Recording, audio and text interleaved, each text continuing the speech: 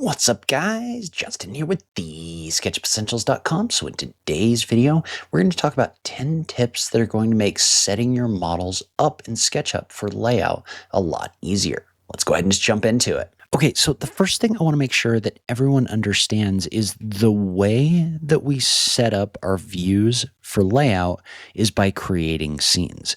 I think what happens a lot is people will actually send a viewport to layout and then they'll actually try to right click in here and use like a top view, like a standard view right here. This isn't how we set up our models for layout. What we do instead is inside of SketchUp, we create a viewport with the view that we want. And in a lot of cases, what that's going to be is that's actually going to be a section cut taken across our building like this. And then we go into a top-down view, right? But what we want to do is we want to create that viewport in SketchUp and save it, and then send that to layout and reference that in your scenes. So you need to set up your viewports in SketchUp to match what you want your plans to look like in layout. You don't need to try to manually create all of that in layout. Just use the scenes in the SketchUp model. And then when you go to layout, right here, so if I right click on this and I go to my line work scene, for example, you can see how that's already set up. And then I can adjust the scale or whatever. But you always want to set up your scenes in SketchUp to create your plans in layout. Okay, so number 2 solves a problem that we have a lot, especially when you have viewports that we want to stack together, right? So like in this case, for example, I want to stack a line work viewport on top of a medium line work viewport like this in layout. Well, the problem is these need to occupy the same space. Well, the issue is these both have different camera locations. So if I try to stack them, they're not going to work over in layout. And so the way that we can fix that is what I want to do is I want to match this medium line work to this line work right here. So what I can do is I want to click on the line work scene first so that I have that camera view in SketchUp. Then I want to click on the medium line work color right here. I want to go to camera and I'm going to click on previous. What that's going to do is that's going to find the previous camera right here. Well, now I can just right click on this scene right here and update it. So now these have the exact same camera location and I can stack them together in layout. And by the way, if you're looking for additional training on how to create great looking plans in SketchUp and layout, definitely make sure you check out the Plan Essentials. The Plan Essentials is my step-by-step course designed to help you create great looking and responsive plans using SketchUp and layout. And so I put this together specifically because I didn't like the way that my plans were looking before. So I spent multiple months going through and researching how to actually create great looking plans in SketchUp and layout. This is going to be the most comprehensive training you can find for creating plans from your SketchUp models. So it'll have everything from the fundamentals of creating plans in layout. So if you don't know anything about layout at all, this is going to help you walk through that. It'll teach you the things that help you make your plans look good.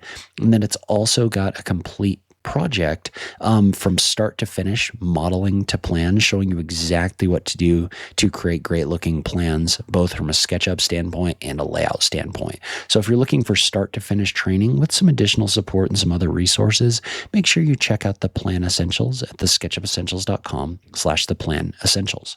Now, another trick about this is you can actually do this with multiple scenes using the scene manager. So if I click in here and let's break this camera again, right? So we'll update this.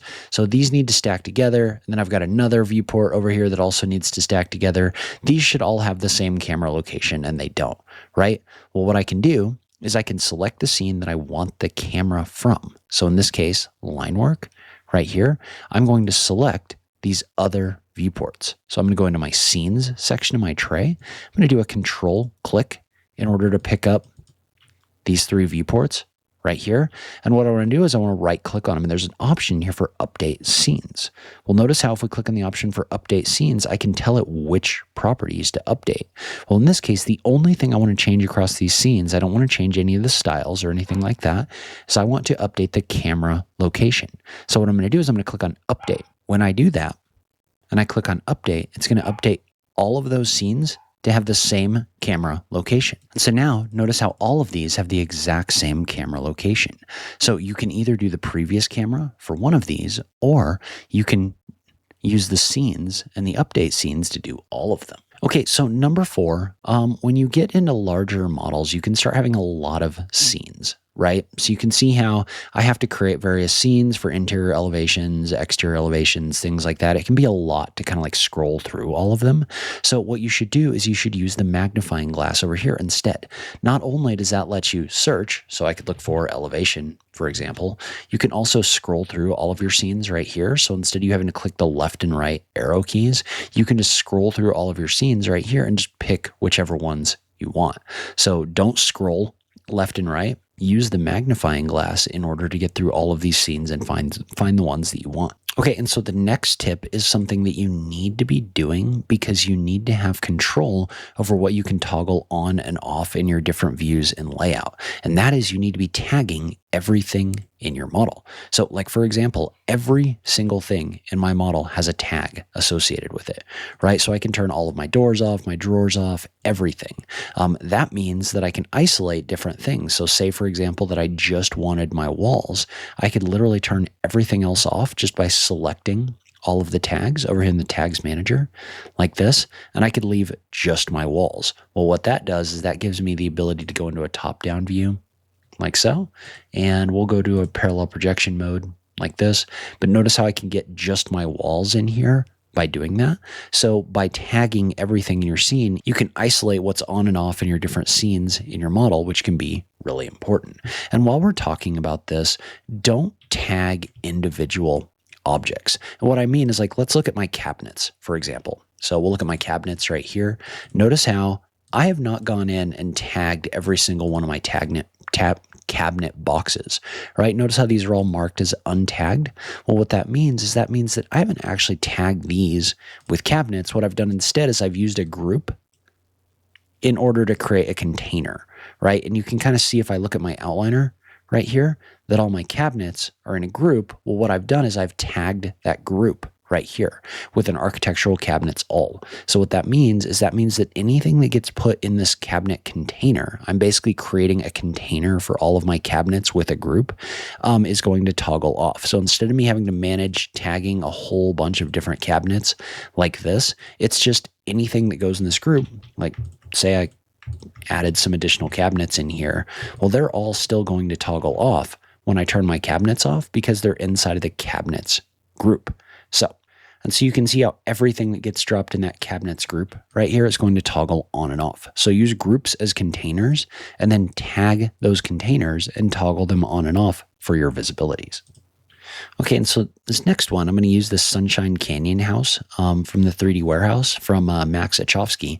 But you need to, when you're creating plans in layout, what you need to do is you need to use a section plane in order to create the line work for your model. So in this case, and note that I've double clicked all the way into the group right here. I don't want to do this as an overall because it's going to add a section fill across the whole thing. So you need to make sure that you click into the group. But notice what I'm going to do is I'm going to add a section cut right here. Well, that section cut is going to cut across the model. Well, in this case, what this is going to do, and you can kind of see it on the windows, there aren't actually doors in here, so you can't see the doors. But what this is going to do is this is going to take a cut across here. Well, the cut across that geometry, and we're going to go into our styles, and we're going to go to edit. We're going to set our section fill to a white color right here. But basically what's going to happen is the way that that section cut cuts across this model is going to create the line work for things like our doors and windows. So now if I go into a top-down view right here, and I'm going to do a parallel projection right here, notice what that's doing is that's creating the line work for our doors and windows that we're going to send over to layout. So whenever you're creating a floor plan in layout, take a section cut across your building, usually preferably so that it's cutting across your doors and windows, and then create a plan view in parallel projection, and you can send that over to layout. So that's how we're generating our line work in the model. Okay, so next up, if you ever want to switch between black and white plans and color plans, you're going to use styles in order to do that. Okay, and so the way that we're going to do that is when you go into the styles, you can adjust the face settings over here. Actually, you could pick a pre-made style as well, right? So there's like a hidden line style that's really good for black and white. So all of these different styles change the way your SketchUp model looks. Or you can also go into your face settings right here, and you can set this to display in hidden line mode. If you set this to display in hidden line mode, this isn't going to show you colors or textures. It's literally going to be a black and white plan. So by using the styles that are over here, you can set if your plans are black and white or color with textures using these settings right here. You're always going to set up the way that your plans look using your scenes in SketchUp and your styles in SketchUp, and then that's going to reflect across the viewports that you send to LayOut. And so another style tip is your sections have a tendency to look flat, or your elevations. And so one thing you can do to add a little bit of depth to these, to make them look a little bit more three-dimensional, is to turn on fog. So what fog is going to do is you can set the plane at which your fog interacts with your camera right here. Well, what you can do is you can put fog in here. And so what it's going to do is it's going to add depth, because you've got the front plane of your fog is behind the section cut that you're taking across the model. And so what it's doing is giving you just a little bit of fade in the background. You don't want too much in there, but just a little bit can make a huge difference on how like deep your plans look. So I absolutely love what just adding a little bit of fog in this viewport does, because it just adds a little bit of depth in here. And then you can also add other things like shadows, which really make a big difference as well. But that fog trick can really help you kind of like fade out the things that are behind what the camera's focusing on, and give your eye an idea of what's actually important in your view. And then finally, one thing that I really like in my plans is I like to have my shadows at kind of a 45-degree angle. And so the problem with trying to do that with the built-in shadows tool is it doesn't necessarily give you super great control, right? Because what it's trying to do is it's trying to actually like simulate where the sun is in the sky. And that's important if you're trying to do something with the site, the actual like building site or something like that. But in this case, I want the shadows to be in here just to give this a little bit of depth. And so one great way to get a little bit more control of the shadows is actually to go into the environments tab, which would have been added in SketchUp 2025. And when you add an environment, right, like technically these are in here for rendering your scene. But what these also do is they give you the ability, if you go into the edit tab right here. So typically these are going to have the environment set as a sky dome and reflections. You want to turn those things off, and you want to turn on set sun location. Well, notice how setting the sun location, what that's going to do is that's going to give you access to this little tool right here that you can use in order to set where your shadows are going to be in the sky, right? By clicking and dragging this, I can set if my shadows are going to be at kind of like a 45-degree angle like this, I can set exactly where my shadows are going to be by placing that sun in the sky right here. So it gives me a lot more control. So most of the time when I'm trying to add shadows to my scene like this, I will actually go in and I will add an environment like this one. And when I add the environment, I will set this so that I get the shadows at the angle that I want, so that it actually gives me kind of depth inside of my scenes. So that's a couple tips in SketchUp that can really make a difference on how your plans are going to look in LayOut. If you want like the full step-by-step process for this, for creating those great plans, make sure you check out the Plan Essentials. That's going to be available through end of the day tomorrow as a standalone. I'll link to it on this page. But as always, thank you so much for taking the time to watch this, and I'll catch you in the next video. Thanks, guys.